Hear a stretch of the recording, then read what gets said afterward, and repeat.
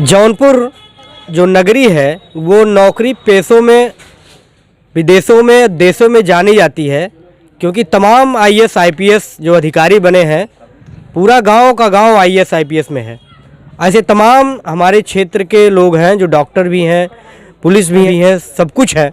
तो ऐसे में हमारे साथ 28 वर्षीय नवयुवक डॉक्टर साहब बैठे हैं जो अब डॉक्टर हो गए हैं। जो हमारे भारत का जो पढ़ाई लिखाई है उस पर एक तमाचा है, क्योंकि ये बाहर से पढ़कर आए हैं। बाहर से पढ़ के आने के बाद यहाँ फिर से एक टफ एग्ज़ाम दी जाती है, जिसके बाद भारत का जो सिस्टम है ये कहता है कि अब आप यहाँ डॉक्टर बन चुके हैं। क्योंकि आप यहाँ नहीं पढ़े हैं इसलिए आप यहाँ पहले एग्ज़ाम दीजिए, उसके बाद आप यहाँ के माने जाएंगे डॉक्टर। स्किप मत करिए, फिर से सुनिए।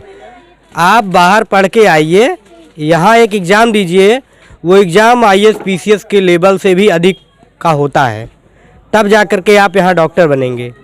या तो आप यहाँ करोड़ों रुपए का डोनेशन दे करके पढ़िए, सरकार का खजाना भरिए, उसके बाद आप डॉक्टर बनिए। डॉक्टर साहब बैठे हैं, बातचीत करेंगे कि किस तरीके से इनकी पढ़ाई लिखाई रही, किनका सहयोग रहा और आगे अब इनका लक्ष्य क्या रहेगा। बहुत बहुत बधाई डॉक्टर। थैंक यू, आपको बहुत बहुत धन्यवाद। अभी डॉक्टर हो चुके हैं और डॉक्टर की डिग्री मिल चुकी है, आगे डॉक्टर कहे जाने लगे हैं, लेकिन अभी थोड़ा सा बाकी है जी जी बिल्कुल बिल्कुल बाकी। अब कह सकते हैं, कह भी सकते हैं और नहीं भी कह सकते हैं, क्योंकि मेन होता है एग्ज़ाम। जो अगर बाहर से विदेश से पढ़ के आते हैं तो यहाँ पर FMG foreign medical graduate examination, जिसको पहले MCI medical council of India बोलते थे, वो देना होता था एग्ज़ाम। तो एग्ज़ाम क्लियर हो चुका है। अब आपको इंटर्नशिप एक जनरल प्रैक्टिकल सीखना है, बस ये बचा हुआ है। जी जी जी। तो बाहर आप जाकर के पढ़ाई क्यों की है? क्योंकि अगर जिन बच्चों का, पहले मैं एक्चुअली इंडिया से ही डेंटिस्ट हूँ, मैं डेंटल की पढ़ाई कर रखा हूँ, उसके बाद मैंने MBBS किया। और जिन बच्चों का इंडिया में सिलेक्शन नहीं होता है, कुछ नंबर से रह जाते हैं, यहाँ पर जनरल OBC SC ST का बहुत कुछ ये सिस्टम होता है, उसमें अगर आपका नंबर मार्क्स नहीं आ पा रहा है, तो अगर आपका नहीं हो रहा है, तो अगर इंडिया में मैं पढ़ना चाहूँ तो मुझे करोड़ों रुपये का डोनेशन देना पड़ता है। तो अगर मैं करोड़ रुपए लायक नहीं हूँ, मैं एक मिडिल क्लास फैमिली से बिलोंग करता हूँ, तो उससे बेटर है कि मैं विदेश में जाके जितने में मैं इतना एग्जैक्ट आपको नहीं, मैं इतना बताना चाह रहा हूँ कि जितने में इंडिया में एक बच्चा पढ़ता है उतने में शायद 3 बच्चे पढ़ सकते हैं विदेश में। तो आप एक अंदाज़ा लगा चुके होंगे कितना पैसा लगता है। यहाँ पर करोड़ों की ये पढ़ाई, तो वहाँ पर 30 से 35 लाख रुपये में आप पढ़ाई पूरी कर सकते हैं। ये मानते हैं कि भारत में पढ़ाई करना कठिन है? कठिन नहीं है, महंगा है। अगर प्राइवेट में पढ़ रहे हैं तो महंगा है, अगर कुछ मार्क्स से अगर बच्चा रह जा रहा है तो कठिन नहीं है, वो बच्चा उस लायक है। लेकिन यहाँ पर अगर कुछ नंबर 4 से 10 नंबर से रह जा रहा है तो उसका नहीं हो रहा है, तो बाहर जाके पढ़ सकता है। लेकिन उसको वहाँ से आने के बाद इससे टफ एग्ज़ाम देना पड़ता है, और जब उस एग्ज़ाम को आप क्रॉस करते हैं उसके बाद आप डॉक्टर बनते हैं। तो गवर्नमेंट कहती है कि आप विदेश से पढ़ के आए हैं तो अभी मैं आपको डॉक्टर नहीं मानता हूँ। सीधी बात है, जो आप 12th पास हैं आप डॉक्टर नहीं हैं। लेकिन यहाँ पे जब वो आप एग्ज़ाम देते हैं और वो क्लियर करते हैं तो आपको गवर्नमेंट एक लाइसेंस देती है कि मेडिकल काउंसिल ऑफ इंडिया का एग्ज़ाम है, आप एक MBBS डॉक्टर की प्रैक्टिस कर सकते हैं जी। तो बाहर आप कहाँ पर पढ़ाई की है? मैं ओस किर्गिस्तान से पढ़ाई किया हूँ। तो वहाँ क्या माहौल रहती है पढ़ाई लिखाई? वहाँ की सरकार किस तरह से पढ़ाई लिखाई कराती है? वहाँ पर अच्छा है, पढ़ाई लिखाई का माहौल है। इंडियन बच्चे हैं सब, और इंडियन बच्चों का फैकल्टी अलग होता है, पढ़ाने वाले टीचर्स अलग होते हैं, और पूरा सिलेबस सेम होता है। जो बच्चों की इंडिया में पढ़ाई होती है सेम सिलेबस होता है, सेम बुक्स होती हैं, सब कुछ, पूरी पढ़ाई पूरा सिलेबस वही होता है जी। टीचर इंडियन रहते हैं, आप वहीं रहते जी, कुछ इंडियन टीचर हैं जी। लोकल का अलग बिल्डिंग है, अलग उनका लोकल लैंग्वेज में होता है, हमारा पूरा इंग्लिश टू इंग्लिश होता है। सेम आपको कंपेयर कर सकते हैं, इंडिया का सिस्टम पूरा सेम बुक सेम पढ़ाई है पूरी। अपने साथ कितने लोग वहाँ थे? मेरे साथ में मेरे लोकलिटी के और मेरे ग्रुप में 15 लोग थे। हर ग्रुप में 15 लोग होते हैं, और उस 15 लोग में छत्तीसगढ़, राजस्थान, मध्य प्रदेश और आपका हमारे लोकलिटी में भी सुल्तानपुर, जौनपुर, ऐसे करके लोग थे। कितने लोगों का वहाँ पे आपके साथ जो थे वो कितने लोगों का रिजल्ट आया आपके साथ? मेरे साथ में 15 लोगों ने एग्ज़ाम दिया था, उसमें से 8 लोग पास हो गए और 7 लोग का नहीं हुआ। क्या उन 7 लोगों से आपकी बात हुई?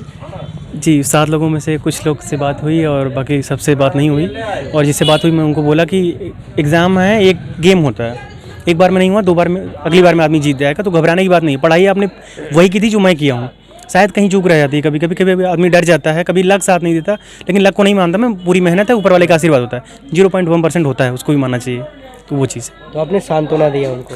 जी बिल्कुल दिया, और बोला कि अगली बार आपकी नहीं तो अगली बार निकलेगा, ज़रूर निकलेगा। भैया अगर वीडियो देख रहे हैं तो हम भी कहेंगे कि उद्देश्य अगर सही हो और दृढ़ हो, संकल्प हो, तो एक ना एक दिन ज़रूर सफलता मिलती है। तो निराशा हाथ लगी है तो फिर से कामयाबी भी मिल जाएगी, परेशान ना होइए, है ना। जी बिल्कुल बिल्कुल परेशान ना बिल्कुल। होइए। परेशान होकर क्या हो सकता है कि आदमी और स्ट्रेस, डिप्रेशन, फिर वो जो काम हमारा टारगेट है शायद उससे हम भटक सकते हैं। तो उससे बेटर है हम फिर से रीस्टार्ट करें और वो अपने मुकाम को हासिल करें। पढ़ाई लिखाई आप कहाँ से शुरुआत की है? पढ़ाई लिखाई मैंने अपने लोकल से ही ग्राम विकास इंटर कॉलेज से मैंने 12th हाई स्कूल किया और उसके बाद मैं फिर डेंटल की पढ़ाई कोठीवाल डेंटल कॉलेज मुरादाबाद से किया। उसके बाद मैं 1.5 साल पतंजलि में डेंटल में चिकित्सा अधिकारी था। उसके बाद मैं MBBS करने गया मैं। जी। अच्छा, जैसे कुछ लोग ये कहते हैं कि पढ़ाई लिखाई जो शुरुआत में बच्चे अच्छे होते हैं वो अच्छे तरीके से ऊपर भी जाते हैं, कुछ ये होते हैं कि शुरुआत में कमज़ोर होते हैं लेकिन अच्छा मेहनत करने के बाद वो ऊपर चले जाते हैं। ये मेरे नज़र में शायद इसका जस्ट अपोजिट है, जस्ट उल्टा है, क्योंकि मैं बचपन में बहुत वीक था और मेरे साथ वाले जो फर्स्ट बेंच पे बैठते थे सब आगे वाले शायद सब घर आ चुके हैं। अच्छा, 10-12 साल की तैयारी। हाँ, बैक बेंच पे मैं था जी, मैं बैक बेंचर था और आगे आके जैसे जैसे मैं आगे आया, बढ़ता है, इम्प्रूवमेंट होता चला गया। हाई स्कूल में थोड़ा उससे बेटर 62%, 12th में 72%, उसके ऊपर डेंटल में और बढ़िया, MBBS में और बढ़िया, फर्स्ट अटेम्प्ट में आपका MBBS का एग्ज़ाम भी क्लियर। और जो पहले बच्चे थे शायद मैंने देखा मेरे आसपास में, मेरे साथ में पढ़ने वाले भी जो फर्स्ट बेंचर थे, सब आगे बैठने वाले बहुत तेज़ तरह बच्चे, वो शायद बहुत 10 साल तैयारी किए, बेचारों का नहीं हुआ, फिर शायद घर पे आ गए। क्यों? तो मैं ऐसा बुराई नहीं कर रहा हूँ किसी की, मैं ये कहना चाह रहा हूँ कि शायद अभी से मेहनत करो तो हो सकता है, सब कुछ पॉसिबल है। तो हाई स्कूल इंटर में जब कहा जाता है पढ़ने के लिए तो शरारत होती है, उस समय नहीं समझ में आता है। हम लोग भी जब पढ़ाई किए थे तो जब हाई स्कूल हम फेल होते हैं या हाई स्कूल में कम नंबर आता है, जब इंटर में पहुँचते हैं यार गलती कर दिए, अच्छे से पढ़ाई किए हो तो बढ़िया नंबर आया होता है। इंटर पास करते हैं, जब BA BSc कोई और लेवल में जाते हैं तब ये होता है यार बहुत बड़ी गलती कर दी है ना। ऐसा होता है कि नहीं? क्योंकि ऐसा इसलिए होता है कि उस समय वो मैच्योरिटी नहीं होती है। हाँ। आदमी को मैच्योरिटी होती है, फिर लाइबिलिटी, जिम्मेदारी बढ़ती है। जब जिम्मेदारी बढ़ेगी, एक उम्र ऐसी होती है कि आदमी सोचता है काश मैं उस समय में पढ़ लिया होता। मैं उस नंबर की कीमत बाद में पता चलता है, बाद में पता चलता है। जी बिल्कुल। जी, जब जुड़ने लगता है, परसेंटेज जब जुड़ने लगता है नंबरों का, तब समझ में आता है कि हमने गलती किया है। बिल्कुल बिल्कुल। जी जी बिल्कुल। तो कुछ प्रतिभावान होते हैं व्यक्ति, जो है पढ़ते हैं लगातार, उनका जो है स्कोर लेवल हमेशा हाई होता है। कुछ लो होते हैं लेकिन जैसे ही उनको ये पता चलता है कि नहीं पढ़ाई करना चाहिए, मेहनत से पढ़ना चाहिए, तो उनका जो स्कोर पहले घटा रहता है उसको दुगना तिगुना बढ़ जाता है। बिल्कुल 100% मैं आपकी बात से पूरा सहमत हूँ। ये मेरे साथ हुआ है। मेरा एकदम लो था, फिर मीडियम आया, उसके बाद शायद मेहनत करके सब कुछ हासिल हो सकता है, ये पॉसिबल है। तो बाद में कौन आपके प्रेरणा स्रोत बने कि नहीं हमको पढ़ना चाहिए और मेहनत करना चाहिए? जी बिल्कुल। मैंने पहले डेंटल करने के बाद ये होता है, मुझे गवर्नमेंट जॉब भी हो गई थी, फिर वो छोड़ के मैं गया। वो मुझे ऐसा लगा कि आगे बढ़ना चाहिए और अगर मेरी पूरी फैमिली उसी डिपार्टमेंट में है, तो हम उसको और आगे लेकर जाएँ और बढ़ें। तो उसमें मेरे मेन जो रोल रहा है वो मेरे बड़े भाई का रहा है। उनसे मैं, वो भी गवर्नमेंट पोस्टेड हैं, सरकारी जॉब में हैं, तो मैंने उनसे बोला और उन्होंने मेरा पूरा सपोर्ट किया और उनके ही वजह से मैं वहाँ पर आज पढ़ाई पूरा करके आया।